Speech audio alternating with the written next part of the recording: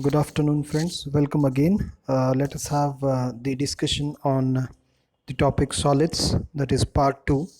In part 1, we have discussed some important generalizations and concepts, basically related to the number of particles in a crystal with respect to the nearest distance, with respect to the radius and the edge length ratio, etc.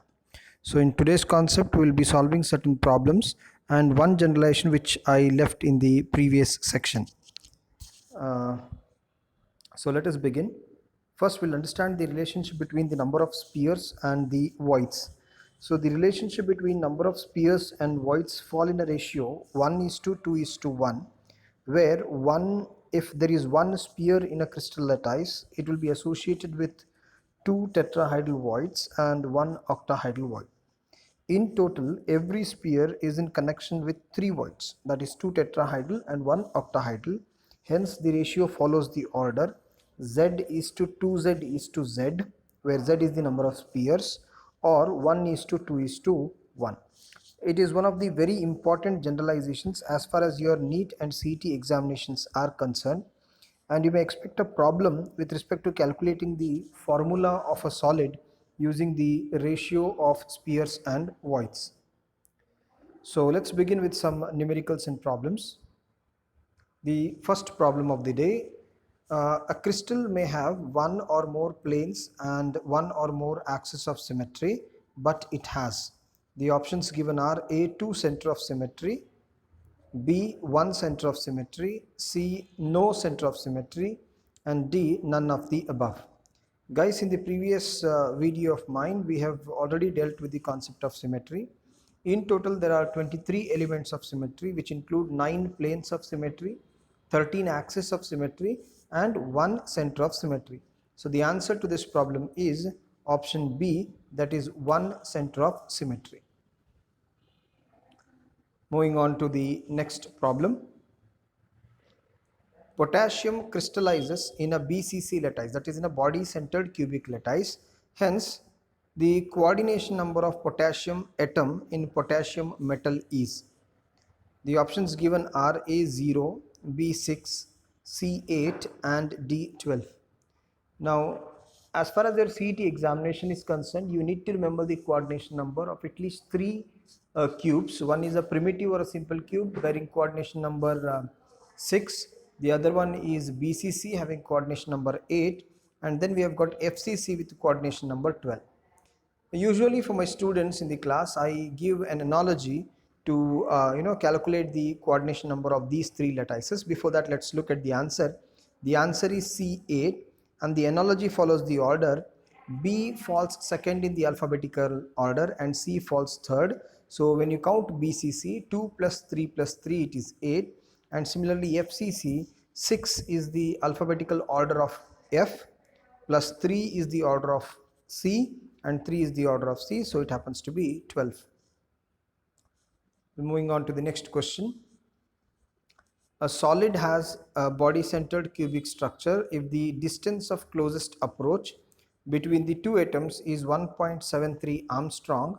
The edge length of the cell is, options given, A 200 picometer, option B root 3 by root 2 picometer, option C 142.2 picometer, and option D root 2 picometer. Now if you look at the options given and the question over here, in question they have mentioned Armstrong, and in the answer they have mentioned it as picometer. So this is the area of conflict what you need to concentrate. Now coming towards the answer to this question, distance of closest approach is represented by the letter D, that will be equal to 2 into radius r. And while calculating the packing efficiency, we know the relationship between the radius and the edge length. For a BCC, r is equal to root 3 divided by 4a, or we can say D is equal to root 3 divided by 2 into a. So if I apply that, I get the answer 200 picometer. Let's see how. So D is equal to root 3 by 2 into a.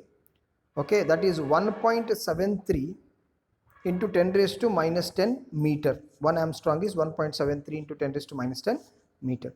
Now if I elaborate and solve this, I get A is equal to 2 into 1.73 into 10 raised to minus 10.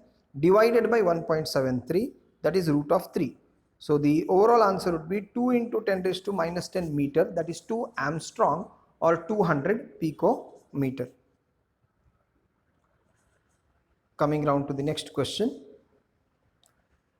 The total number of voids in 0.5 mole of a compound forming hexagonal close packed structure are. So you need to calculate total number of voids and the amount of sample given 0.5 mole.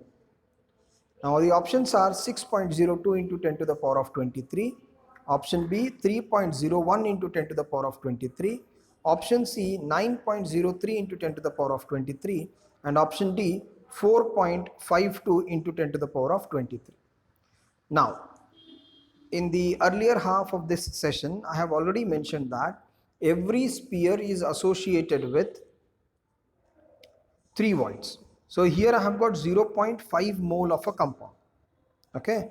Now the answer to this problem, that is for 0.5 mole of a compound, the total number of voids happen to be option C, that is 9.03 into 10 to the power of 23. Let us see how. Total number of voids per particle is equal to 3. We have already discussed this. That is 2 tetrahedral void and 1 octahedral void. That means 1 mole of a compound contains 6.022 into 10 to the power of 23 particles. Now we don't have 1 mole, we have got 0.5 mole. That is 0.5 mole is equal to 3.011 into 10 to the power of 23 particles. So for one particle, if there are 3 voids, for 3.011 into 10 to the power of 23 particles, the voids is equal to 3 into 3.011 into 10 to the power of 23, that is 9.03 into 10 to the power of 23 voids. I hope the answer was clear. Coming round to the next question now. The edge length of NaCl type or NaCl type ionic substance is 508 picometer. A is given. Okay, if the radius of cation is 110, radius of anion is equal to. Options given are 144 picometer, 288 picometer, 398 picometer and 618 picometer. So the answer for this question is option A, that is 144 picometer. Let us see how. We know that for an NaCl type of a crystal, 2 into R plus, that is radius of cation, plus R minus, that is radius of anion, is equal to A. A is given. So I've got 2 into R plus plus of R minus is equal to 508. Okay, or 110, that is cation given, plus R minus is equal to 508 divided by 2, that is 254 picometer. Therefore R minus is equal to 254 minus 110, that is 144 picometer.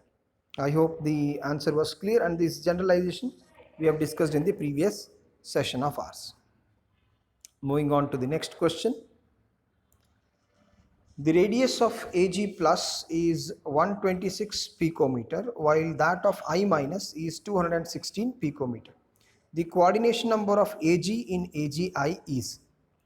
Now, when the radius of anion and radius of cation is given, the finest means to calculate the coordination number is calculating the limiting radius ratio. So this is the clue for this question.